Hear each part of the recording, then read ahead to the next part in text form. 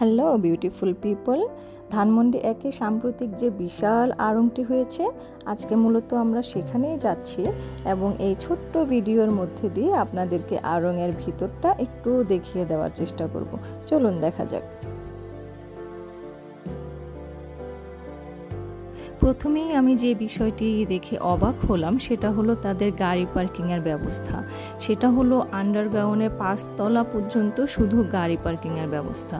মানে এত গাড়ি যে তারপরেও আমি এখানকার যে লোকেরা আছে তাদের কাছ থেকে শুনলাম যে তারপরেও নাকি গাড়ি জায়গা হয় না।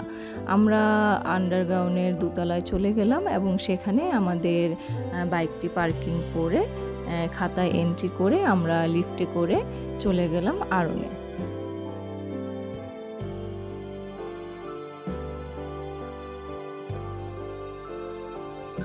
আড়ংয়ের মেন গেট দিয়ে ঢুকলে প্রথমেই তাদের চোখ জুড়ানো এবং গ্রামীণ মনোমুগ্ধকর পরিবেশ দেখে মন অনেকটা ভালো হয়ে যায়।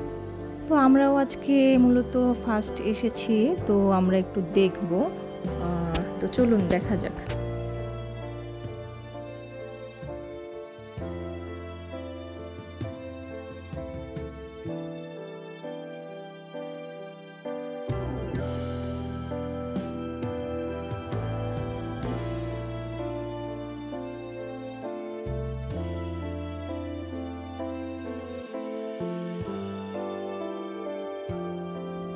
তো আমরা লিফট দিয়ে উপরে উঠে ফার্স্টে একটু জুয়েলারি সেকশনে গিয়েছি, দেন আমরা একটু মেয়েদের জামা কাপড়ের ওখানে গিয়েছি। তো প্রাইস তো আপনারা দেখতেই পাচ্ছেন। আমি আসলে ড্রেসের সাথে প্রাইসগুলো মিলানোর চেষ্টা করছিলাম যে আসলে এত প্রাইস মানে তারা কি হিসাবে রাখে। মেয়েদের জামা কাপড় এর থেকেও অনেক এক্সপেন্সিভ আমি দেখেছি, কিন্তু ভিডিও করা নিষেধ ছিল, দ্যাটস ওয়াই আমরা অনেক কিছুই ভিডিও করতে পারিনি।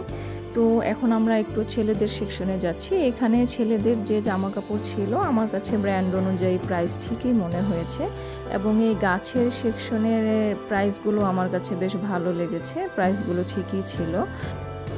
তো এই ধানমন্ডির আড়ংয়ে 13 তলা হলেও এটা আসলে এখনও 13 তলা চালু হয়নি, এটা 7 তলা পর্যন্ত মোটামুটি কমপ্লিট। তো আমরা 7 তলা পর্যন্তই মোটামুটি ঘুরে দেখেছি। তো এখানকার সব কিছুই আমার কাছে দাম যেমন তেমন লেগেছে, কিন্তু মেয়েদের সেকশনে মেয়েদের জামা কাপড়ের সেকশনটায় আমার কাছে এক্সট্রিম লেভেলের প্রাইসই মনে হয়েছে। যদিও মানুষ কিনছে, কিন্তু আসলে এত প্রাইসটা তারা কি হিসাবে রাখছে সেটা আমি আসলে জানি না।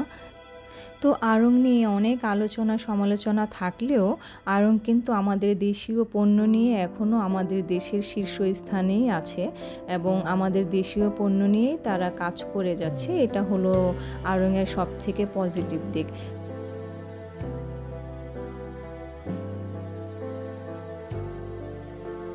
তো যাই হোক, আমরাও এখন বের হয়ে যাব। আবারও দেখা হবে নেক্সট কোনো ভিডিওতে। সে পর্যন্ত সবাই ভালো থাকবেন, সুস্থ থাকবেন এবং আমাদের জন্য দোয়া করবেন। আল্লাহ হাফেজ।